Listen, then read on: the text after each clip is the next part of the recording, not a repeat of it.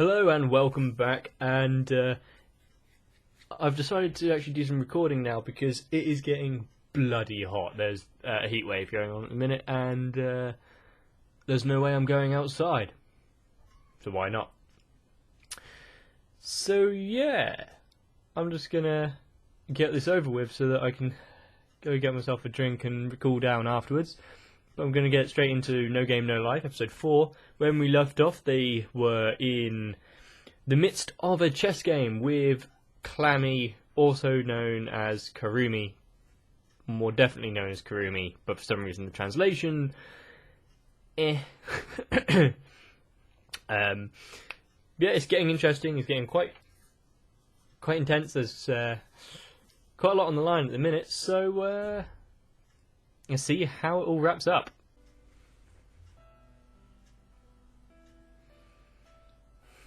We're back with the knight that can't betray his queen. I'm guessing many of the black pieces are going to have this conflict.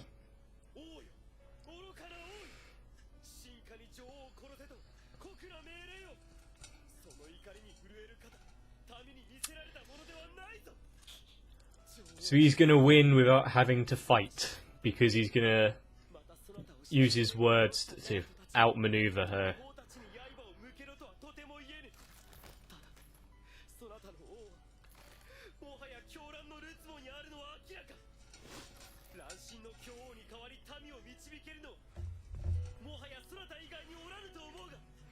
Is he trying to get the queen to convert the rest of the black pieces?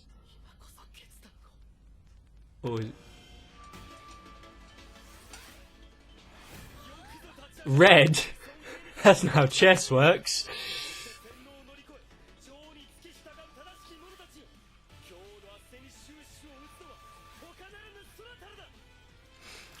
But I guess now, because it's not part of the white pieces, they can't be taken over.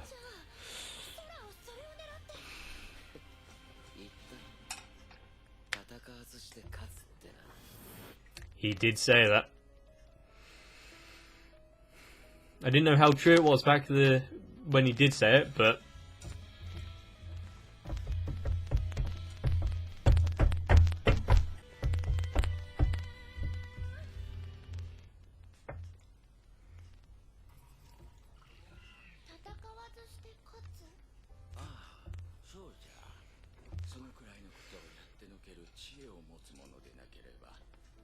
I'm guessing this is Steph's grandfather.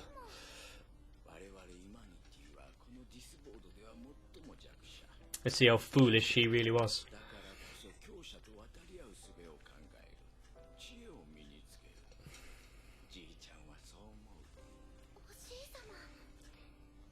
So far he thinks quite a lot like Sora, so yeah.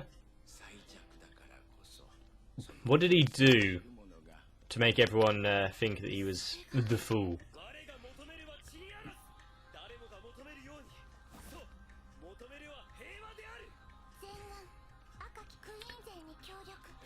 So, win by taking the righteous path and showing the enemy that the reason they're fighting, there's no basis for it.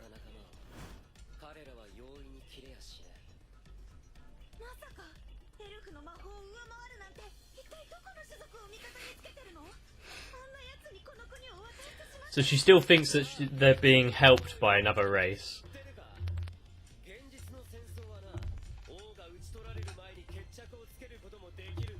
Yeah, they surrender.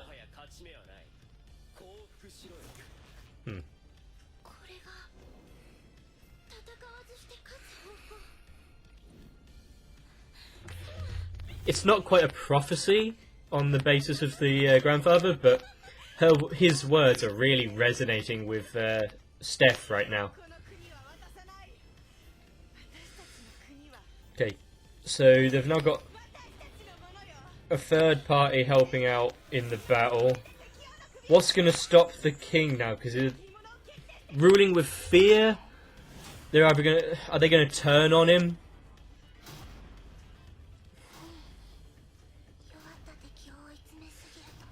Mm. Yeah, it gets quite bad when there's no retreat, no way out. But okay, her visage is cracking.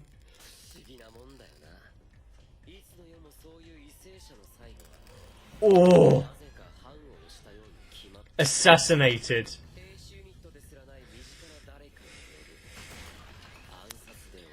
Usually by advisors or close friends. I say usually, I don't have the actual statistics.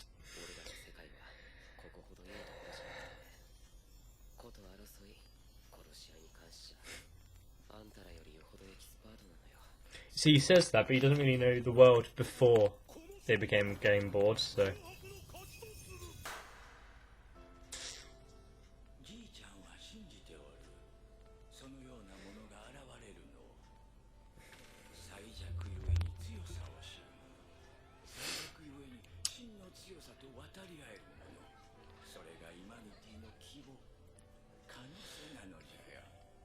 So basically Sora's carrying out the late king's plan, in essence. Because he's like, oh, someone will come along and like fix it. So I wonder if he's put stuff in place to help Sora. Or at least, like, put in the groundwork with the other races for Sora and Shiro to kind of step in.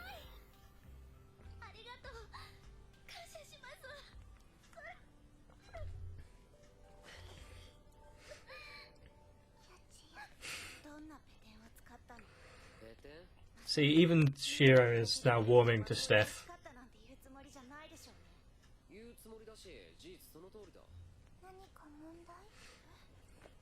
They don't have much trust or hope in humanity, does Kurumi.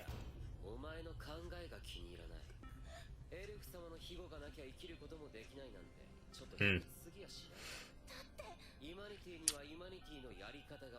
It's basically admitting defeat before even trying. And each step of the way, Sora's made her play into his palms.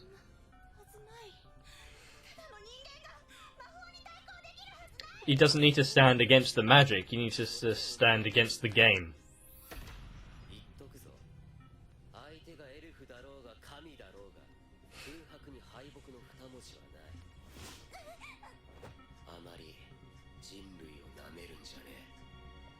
Now that is, she's getting told there. Who?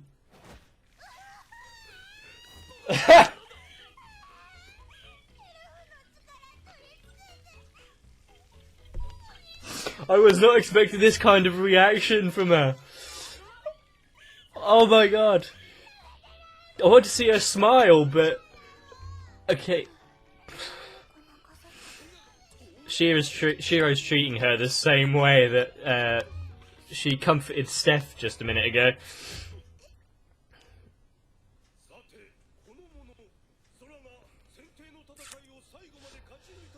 Are there going to be any more interruptions?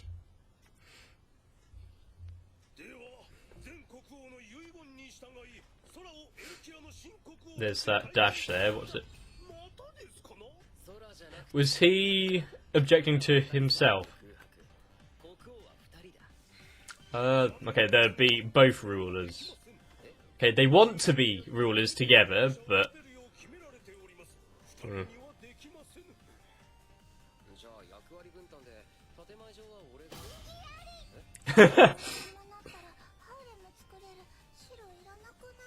Cut a bit out there, but from that, I'm guessing she was saying if he takes the title of king, he doesn't need her, and because he can get any girl he wants, essentially.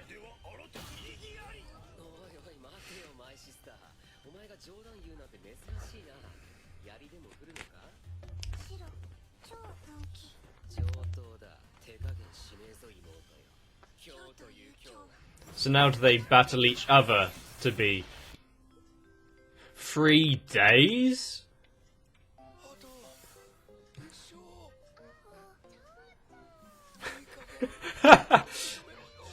Steph has been awake for so long, she's in a delirium.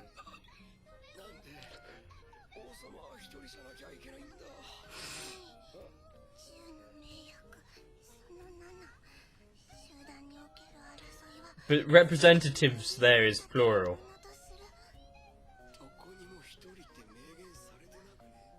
Yeah, it was just something that the beard dude assumed. Oh, and they're dead.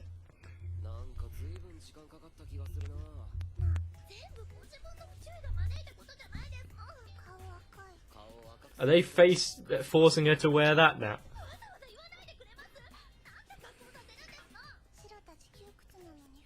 Oh, okay.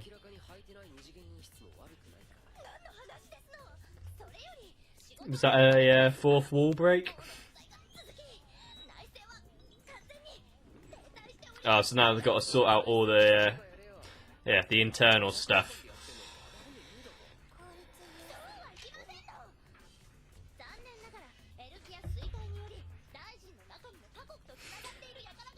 Are they going to kind of not give a shit about the actual duties?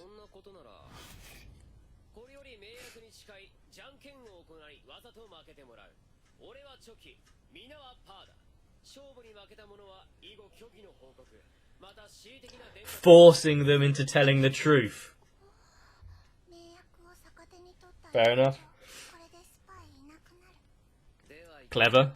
Anyone that chooses not to partake can get lost.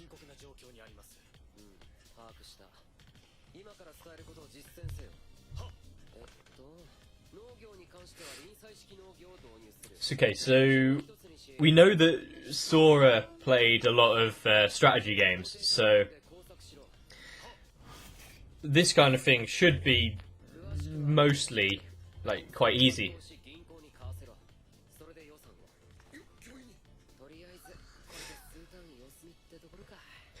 And Steph is awestruck about just how competent Sora is. Well, and Shiro.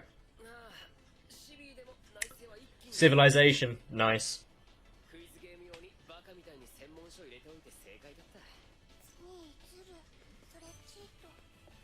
I like how they're just being direct that, yeah, by the way, these games existed in the real world.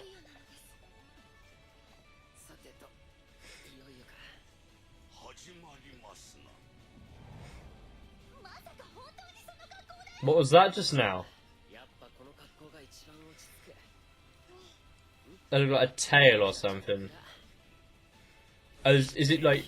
that is definitely a wing there. Okay, it might have just been a bird.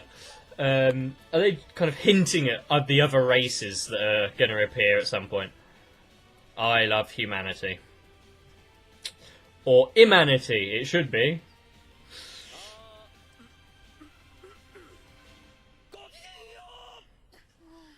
Oh, after all of that build-up.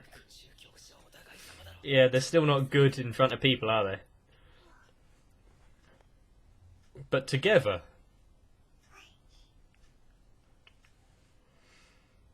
Together they can do it.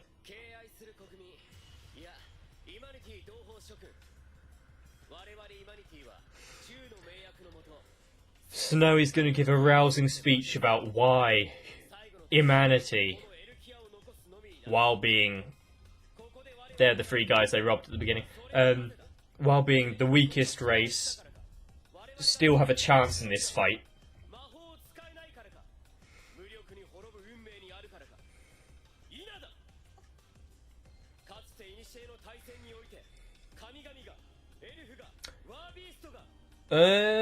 If like gods and elves and war beasts fought and destroyed the world, and humans still survived.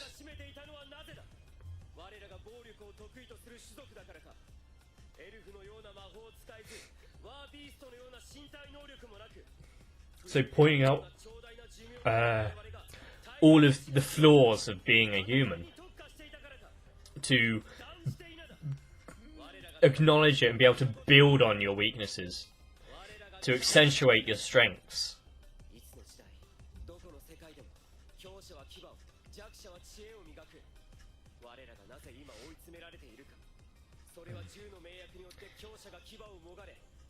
So now, because everyone is confined to the rules, it is time for Sora and Shiro to kick some ass.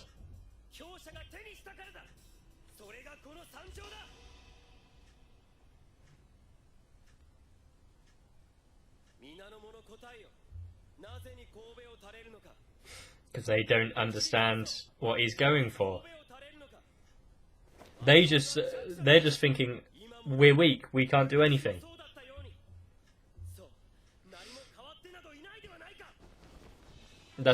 Yeah.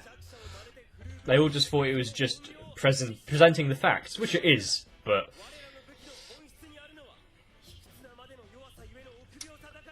He's going for... Because we are weak, it forces us to adapt and overcome, to conquer the strong in our own way. We are the weak. The proud weak.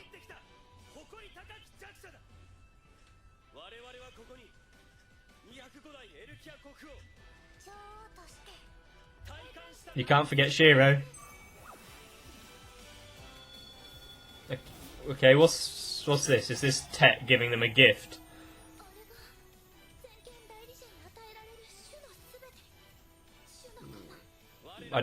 Okay, if it's like given to the king of a race, shouldn't she already know that? Why is she shocked? Oh well.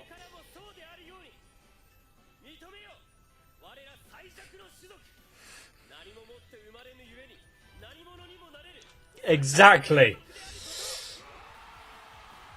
Because they have to work the hardest. They have to try the hardest because they don't have any special skills or anything to kind of aid them. They've got to physically learn around it. They don't have any crutches to fall back on.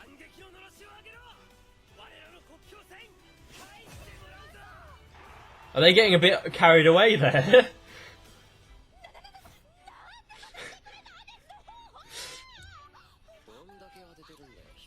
I'm sure Sora's got a plan, but yeah, if anyone takes it seriously,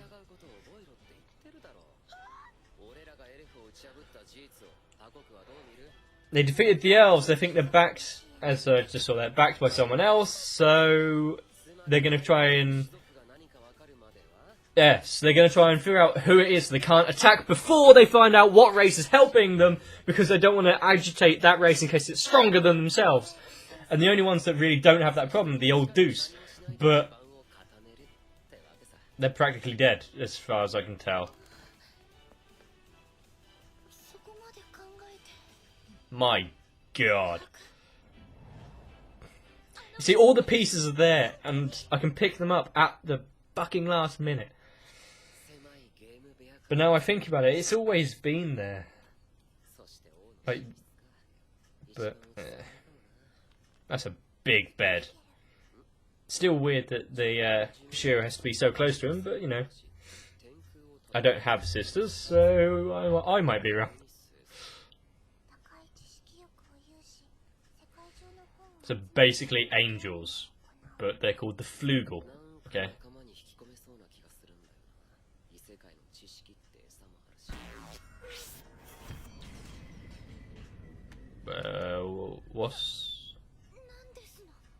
What's going on?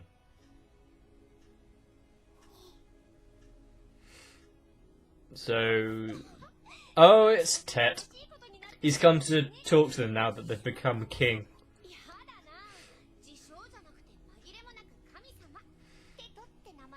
After pulling them from the other world, I assumed they'd actually believe he was a god.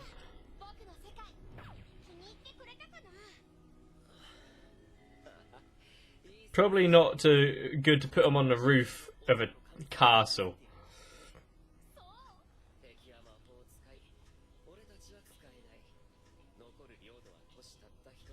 They're pushed back into a corner and have to find a way to claim back some of the territory. If this was like Civ, they need the resources to expand.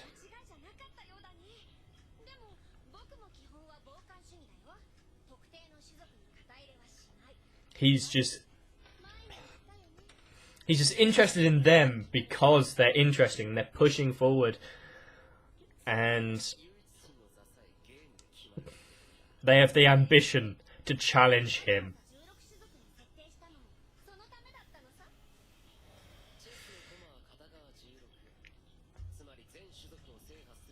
So each race has its own chess piece.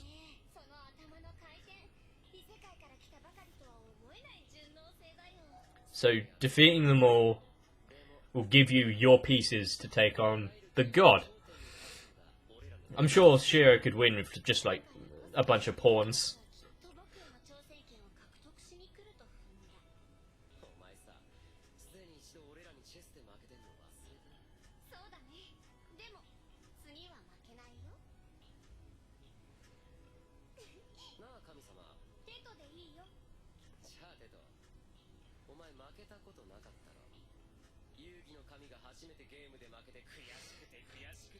Are you really trying to taunt God?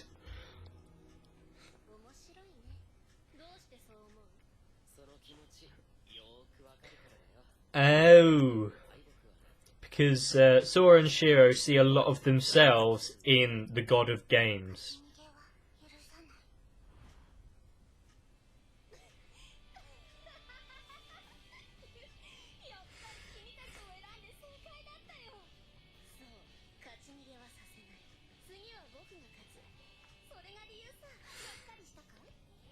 So when they win and become god, is he going to challenge them, try and take back the title?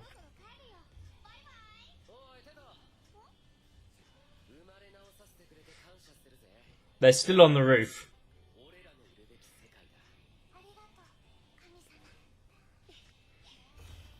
Shiro's mouth movement animation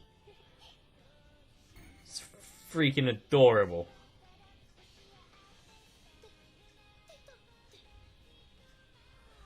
Oh, so Steph knows, or at least knows what Tet looks like.